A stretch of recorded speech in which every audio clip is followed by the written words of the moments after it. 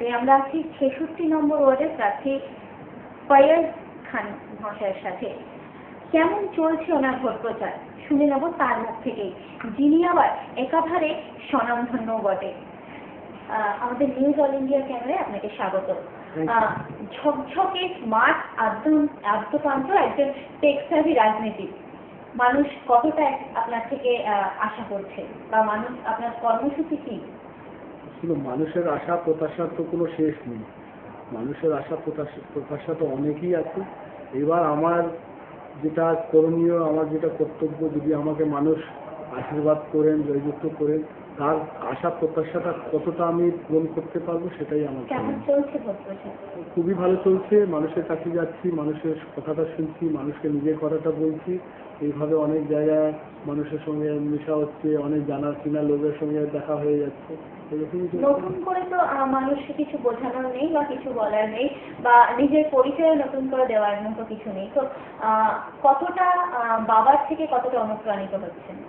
দেখুন, বাবা বা আমার মা যে কাজটা তসিয়া এই অঞ্চলের জন্য করে গেলেন, সেটা দিয়ে তো অনেকেই আমার অ্যাডভান্টেজটা অনেকই আছে। কিন্তু আমি মানুষের কাছে এই কথা নিয়ে যাচ্ছি যে আমার বাবা মা যেটা করেছেন তার উপরে আমাকে ভোট সেটাকে দেখে যেতে হবে, সেটা আপনারা করবেন না। যদি আপনারা ভাবেন যে আপনি বাবার মতন আপনাদের জন্য কাজ করতে পারবো, আপনাদের সঙ্গে দাঁড়াতে পারবো, আপনাদের আশা প্রত্যাশাকে নিয়ে এই এলাকার উন্নয়ন করতে পারবো, তাহলেই আমাকে ভোট দেবেন। সেক্ষেত্রে মানুষ কতটা আপনাকে কাছে পাবে বা পাশে পাবে? শুনুন, মানুষ, আমি তো সবসময় মানুষের কাছে থাকি, সেই জন্য আমি তো বললাম যে আমাকে অনেক কিছু বলতে হচ্ছে না। আমি চিনামুখ, মানুষ আমাকে চিনে বা মানুষ আমাকে পায়। আশা করছি এইবার যদি দায়িত্বটা পাবো, আরো মানুষের কাছে যাওয়ার চেষ্টা করবো, মানুষের সুখে দুঃখে মানুষের পাশে দাঁড়াবো। কোথাও কি বাবার থেকে কিছু টেস্ট পাচ্ছেন যে ভোট প্রচারের ক্ষেত্রে বা মানুষের সাথে কাজ করার জন্য? আমার বাবা আমাকে একটাই জিনিস বললো, ইলেকশন যখন আমি ফার্স্ট আমার নামটা ডিক্লেয়ার হলো, যে যখন আমি দাঁড়িয়েছিলাম তখন আমাকে কেউ হেল্প করেনি, এবার তুমি তোমার মতন করো। হ্যাঁ, নিশ্চয়ই বাবা আছে। কোনো জায়গায় যেখানে আমার প্রশ্ন হচ্ছে, কোনো কিছু জানা হচ্ছে, বাবা অনেকটাই জায়গায় গাইড করছে, কিন্তু এখন পর্যন্ত প্রচারে উনি আর নাম। সেক্ষেত্রে লড়াইটা কি অনেকটাই সহজ হয়ে যায় মনে হয় না? যে এত বড় একটা ছত্রছায়ায় থাকা মানেই মানুষের অনেকটা কাছে পৌঁছে যাওয়া বা কিছু। যেই ছত্রছায়া, এই লড়াইটা যখন আমার বাবা আরম্ভ করেছিল, এই ছায়াটা অত বড় ছিল না। তো এই ছায়াটা আগে করার জন্য যে কষ্টটা, যেই যাকে বলা যায় যে পরিশ্রমটা আমার বাবা করেছেন, নিশ্চয়ই সেই তো থাকবেই। মানুষ তো জানে যে আজকে এই এলাকার জন্য কি উন্নতির কাজ হয়েছে, কিন্তু বলা খুব আসান যে বাবার অ্যাডভান্টেজটা পাবে। বাবা করেছে বলে সেই অ্যাডভান্টেজটা আছে, না করতে গেলে অ্যাডভান্টেজ থাকতো না। এতদিন বাবার পাশে থেকে কাজ করেছেন, এখন নিজে একজন প্রার্থী হিসেবে রাজনীতির আঙিনায় প্রবেশ, জার্নিটা কিরকম?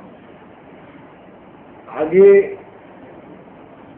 এটা করতাম যাকে বলা যায়, এটা অতগুলো আমার উপরে প্রেশার ছিল না, চাপ ছিল না, বা রেসপন্সিবিলিটি যে মাত্রাটা খুব কম ছিল। এখন রেসপন্সিবিলিটিটা অনেক এসে গেছে। একটা ব্যক্তিগত একটা বিবেকের মধ্যে একটা আওয়াজ উঠছে যে মানুষের এত আশা প্রত্যাশা, মানুষের এই প্রত্যাশা আশাকে আমি কতটা পূরণ করতে পারবো। এখন সকাল থেকে রাত অনেকটা সময় ধরে ভোট প্রচার চলছে, তো নিজের জন্য কতটা সময় বের করতে পারেন? মানে আপনি তো বেশ যথেষ্ট টেকসাভি একজন মানুষ। খুব বেশি করতে পারছি না, কেন এখন অনেক এক্সারশন হচ্ছে আমার, যেহেতু মানুষের পাশে এত বড় এলাকা, আমার এলাকায় প্রায় 71,000 ভোটার, আর Kolkata I think second largest ward আছে। তো অনেক খুব বেশি সময় পাচ্ছি না, কিন্তু অল্প সময়ের মধ্যে যখনই বসে থাকি মোবাইলের মাধ্যমে, আইফোনের মাধ্যমে যতটা আপলোড করতে পারছি করছি।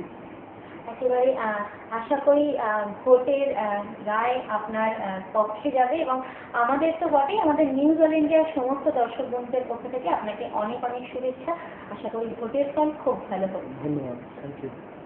নমস্কার, আমার নাম ফয়াজ খান, আমি তৃণমূল কংগ্রেসের প্রার্থী ৬৬ ওয়ার্ড দিয়ে। আপনারা দেখছেন নিউজ অল ইন্ডিয়া। আমি নিউজ ইন্ডিয়া অল ইন্ডিয়ার পক্ষ থেকে সবাইকে শুভেচ্ছা বা ধন্যবাদ জানাচ্ছি, বা আশা করছি যে এরা আরো বড় হোক, নিরপেক্ষ খবর মানুষের কাছে পৌঁছে দেওয়া, বা যেহেতু খবরের মাধ্যমে দায়িত্বটা মানুষের কাছে অনেক থাকে, সেই খবর মানুষের কাছে গিয়ে পৌঁছে দেওয়া, এই আশা করছি। ধন্যবাদ।